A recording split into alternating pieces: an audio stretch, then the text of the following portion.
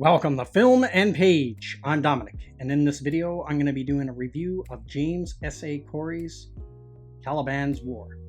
So this is the second book in the Expanse series, and I did a review probably a couple months ago now of the first book. And in that review I talked about how much I really liked that one. Now with the second book, it's quite a bit different. I'm going to be honest, this is probably my least favorite one in the series, is Caliban's War. I'm not exactly sure why. I thought it wasn't nearly as good as the first book. Maybe it's just in comparison to that first one, because that one was such a high benchmark for me that anything that came after that was going to feel like a disappointment. But I'll talk about that a little bit more later on in the video. But just to look at the book itself, I really like this format that they use for these books. It's a larger paperback or trade back, and really nice spine there on the book, as you can see. And that's the back of the book right there, how it looks. And yeah, I like the pretty nice format for the book. I really like that format.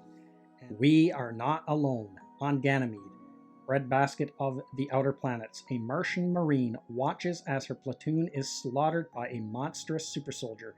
On Earth, a high-level politician struggles to prevent interplanetary war. And on Venus, an alien protomolecule has overrun the planet, wreaking massive, mysterious changes and threatening to spread out into the solar system. In the vast wilderness of space, James Holden and the crew of the Rosinante have been keeping the peace for the Outer Planets Alliance when they agree to help a scientist search war-torn Ganymede for a missing child. The future of humanity rests on whether a single ship can prevent an alien invasion that may have already begun. So that's what is on the back of the book. And before I get into more details about anything about the plot or anything like that, like the first one, these books are really laid out nicely, nice to read. They're very comfortable, a very comfortable reading experience. And again, the chapters are headed up by a different character, and I think this one goes back and forth between a few characters, where in the first book it was just James Holden and Miller. Now I'll just take a second to get a better look at the cover. Jacket art on these books are usually pretty good, although I have to say the international covers look a lot better. So that's a more detailed look at the cover here.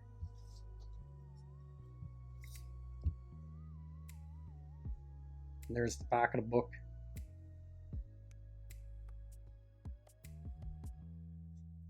So this book was released in 2012.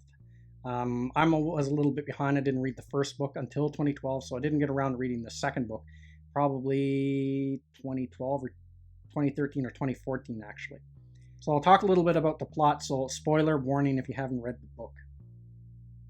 So this book picks up after the second one, after the events of that second book, and right off the bat, the protomolecule has gone and crashed onto Venus, and it's doing something to Venus. It's changing the atmosphere, and it's a complete mystery. Nobody knows why it's doing that. And that's something that gets revealed later on in the books, so I won't talk too much about that. But it's like an ongoing mystery throughout the series of books, is the protomolecule and its nature and what it does and all that. And it's a pretty big mystery, so that part of the plot I won't talk anymore about. I won't give that away. But now it picks up where Earth and Mars are on the verge of war, and then actually turns into a shooting war. And one of the major casualties of this war is Ganymede. It gets hit pretty hard between Earth and Mars ships. And then on the planet, on Ganymede, something mysterious happens. You have two groups of Marines, Earth ones and Martian Marines, in their power suits. And then the Martian Marines see Earth Marines heading towards them. They think they're there to attack, but they're not opening fire. And something else attacks them, kills them all, and then attacks the Martian Marines and almost wipes out all of them out, despite having this advanced armor. And it turns out to be this weird genetically engineered super soldier that was created by the proto-molecule. And one of the only survivors is Bobby Draper. So in this book, we have the first appearance of Bobby Draper and Christian Aversala. And they become two major characters in this series of books. And we really get to see what the Martian armor is capable of and stuff like that. And so there's a bit of conspiracy going on in this novel with the UN might be behind this hybrid super soldier thing that's going on, and they want to get rid of Christian.